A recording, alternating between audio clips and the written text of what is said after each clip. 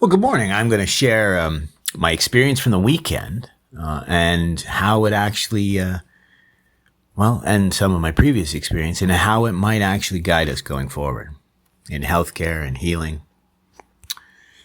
So they switched it again, and why I can't trust the system.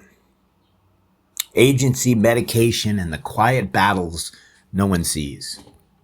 So years ago, I was on a medication that was helping me, but it wasn't a miracle, but it was solid, steady progress. Then one day the pharmacy switched it. They didn't tell me. They told me it would be fine. It's the same thing. Or we can't get the other one. But I noticed. Within the first week, something felt wrong. My body knew. So I fought for the original. I got it back. And sure enough, I stabilized. That experience should have been the warning. But I couldn't trust the system to track what actually works. That even pharmacists would rather lie or deflect than admit they don't know. So this weekend, history repeats itself, but with much higher stakes. So fast forward to this weekend. I'm on a different medication now, one I only started in October, but it has changed my life, and I do believe it is going to change other people's lives going forward as well. So many people have chronic illness and inflammation. It wasn't just better mood or less fatigue. I'm talking about no new skin flares. Systems that used to scream now went quiet. Inflammation was down, energy was back. I've been able to live again. Worse, I've actually been able to see some hope for a future for the first time in many years. But this weekend, I ran into trouble. My doctor, who prescribed this, has suddenly retired. No warning, no transition. So now I'm relying on the pharmacist to fax a renewal. And just like before, they gave me a different version. No warning, no explanation. I immediately start to flare. No, sorry, it misunderstood again. So this weekend, they gave me a different, and I made sure to talk to the pharmacist and said, I don't think the substitution is going to work.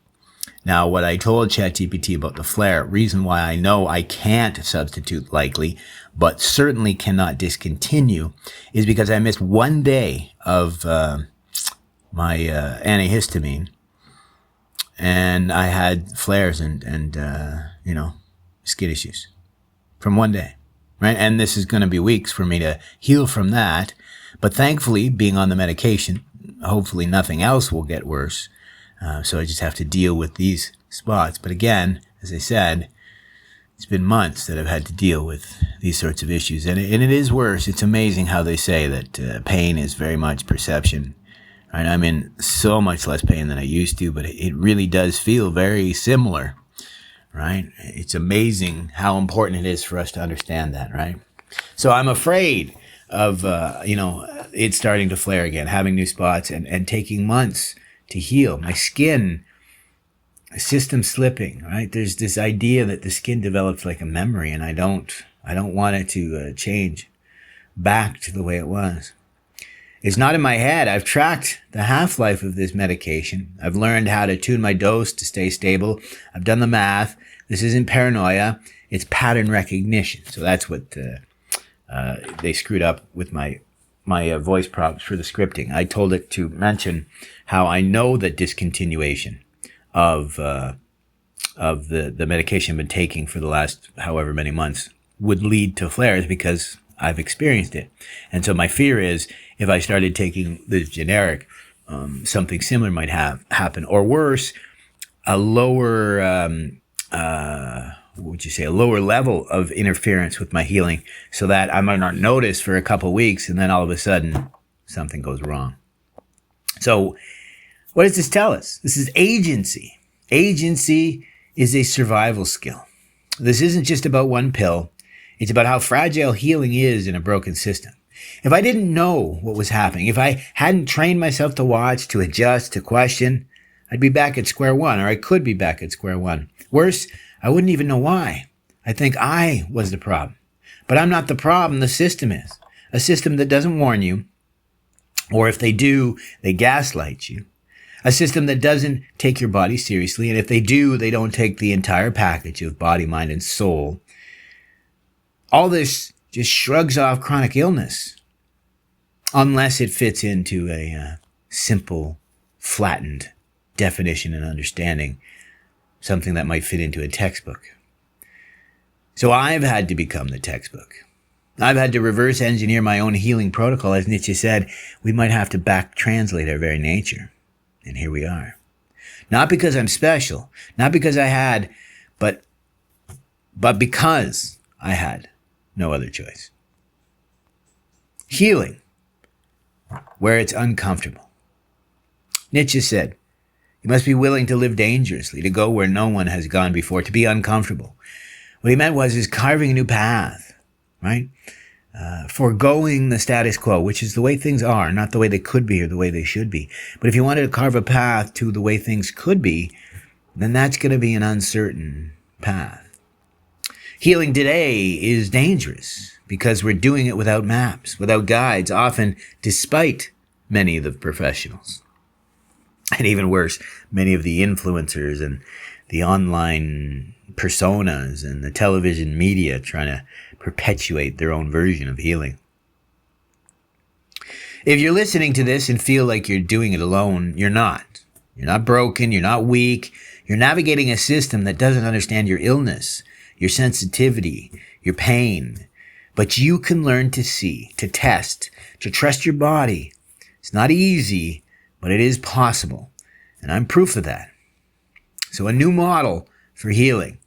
So this is where we start, not with a miracle, but with a failure, right? We're winning or we're learning. The unnoticed switch, the invisible consequence. The fight is to stay stable because healing isn't just a protocol, it's a rebellion.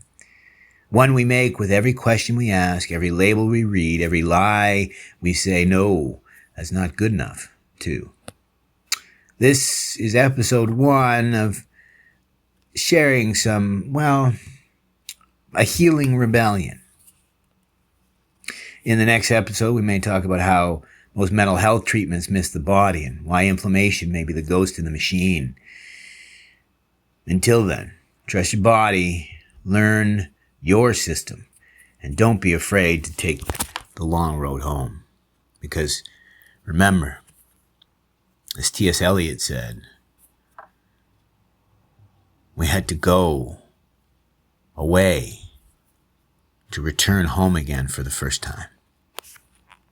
Right? And that's our body as much as it is a philosophy. Right? Yeah, the way I might actually have explained it, I've talked about this recently where for years I've been talking about properly hydrating and I never even knew that, even I wasn't hydrating enough. I needed to add more. Like I thought a gallon was enough. But a gallon of water without the electrolytes is not doing exactly what we were hoping for. And honestly, I've already noticed it. I mean, I've had my first night's sleep where I didn't get up a dozen times from cramps. First night's sleep in a long time.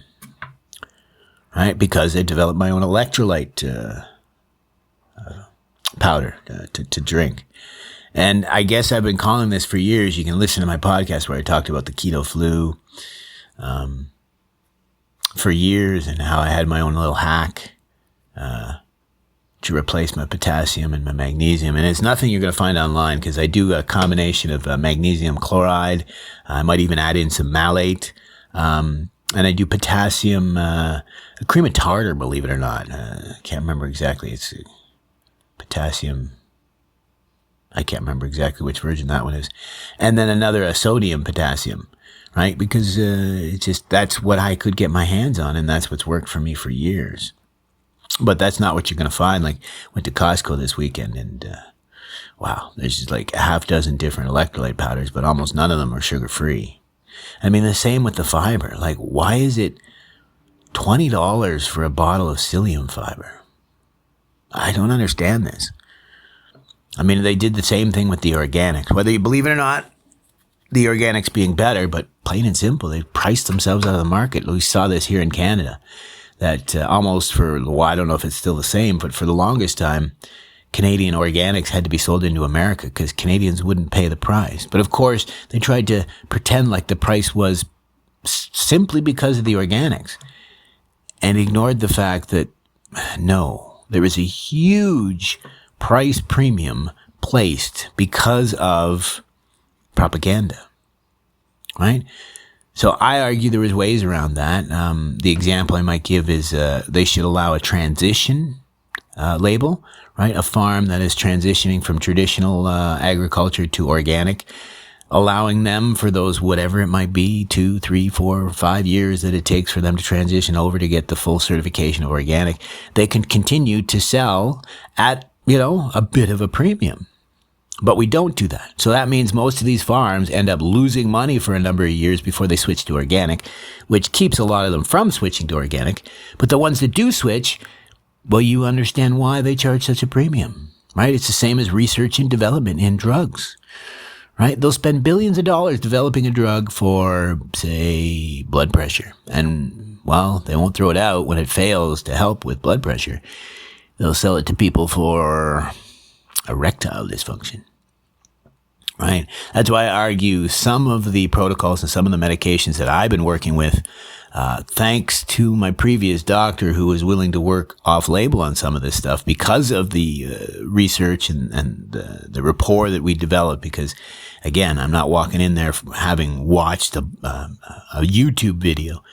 I'm coming in with actual research, studies, meta-studies, anecdotal evidence, you name it, right? Even cross, I talked about how I figured out from a study on an unrelated plant how it could be even better to use a different plant. Like I mentioned this before, they studied one plant for its benefits and the terpenes in it, and that was a cultural reason why they chose that plant. And so I just went, well, if you guys are looking for a plant with all these terpenes, well, here's one that's got even more. But no one will talk about that, right? The example I give is I drink mint tea all day to get the benefit of the DAO, which downregulates my histamine. But you know what most doctors recommend is they tell people to eat pea shoots. So what are you going to do? Eat pea shoots all day? I mean, it's ridiculous, right? The only hack that I could maybe do would be maybe put a little bit of electrolyte powder in my mint tea. That would solve my problem, right? Because again, if you do what I do, I drink a gallon of mint tea a day. That's technically, strips me of my essential minerals, the electrolytes and stuff, right? So the hack I would do would be to sell an electrolyte powder that's as simple as possible. With no flavor. And it would work perfect because the electrolyte powder I make, I add some lemon juice or lime juice, right, to help with the flavor. Right, use a little bit of baking soda. Not baking soda, bicarbonate of soda. To reduce the acidity of it, but it gets you that nice flavor. You could do that with the mint, right? Put a little bit of lemon in it. It would hide the little bit of salt that it had. Right? But imagine, right? None of this is ever discussed. That pea shoot for people with histamine issues, that's actually bleeding edge science. Like none of them have come to realize what I've discovered, that a better option would be mint tea, strong mint tea. Because pea shoots have DAO, sure, but you can't be eating it all day long, and they're a real hassle to get and to grow, and whereas mint tea is just sitting in the cupboard, just boil some water. Bob's your uncle, which technically he is. So here we are, right? If it wasn't for agency, I probably wouldn't be here today. And if it wasn't for the lack of agency, we probably wouldn't have 50% of people with chronic illness, right? So remember, really, the true secret to people surviving horrible disease, cancer, or just long-term chronic illness is, Frankl called it hope, but I call it agency. It's if you trust in yourself when all men doubt you, but make allowance for their doubting too. Yours is the world and everything that's in it. Right? So remember to fill the unforgiving minute with 60 minutes of distant run.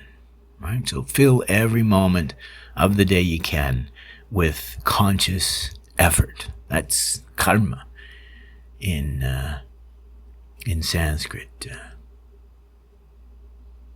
Do your best, because that's all we can do. So thanks for your time and have a wonderful day.